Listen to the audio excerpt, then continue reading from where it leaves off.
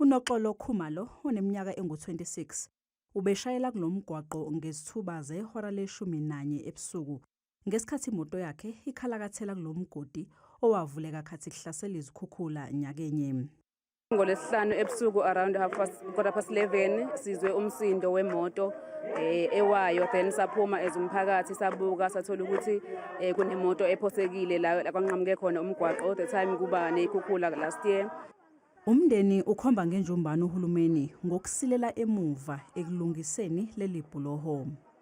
Now I blame that leadership on this area or the leadership of the country, because I know about the payment was paid for fixing all the damages of the floods.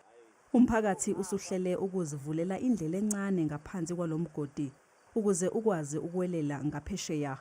Ufuna ukwazi ukuthi yashonaphi imali eyayabelwe ukulungisa umonakalo owenziwa izikhukhula. Sidinga ukuthi umkhandlu ufike uzos-addressa njengabahlali ukuthi kwenzakalani kahle la. I-province yayikhishelwa imali because ngoba banendaba nento ekuthiwa umuntu omnyama eSouth Africa. Ukuthi uvelelwa yini abanandaba. Yingakho sekuze kushona lengane yakaKhumalo manje. Usihlalo womnyango wezokuhlaliswa kwabantu kumasipala waseThekwini uthi ukulungiswa kwaleli bhuloho kungaphansi komnyango wezemigwaqo esifundazweni, hayi umasipala weThekwini.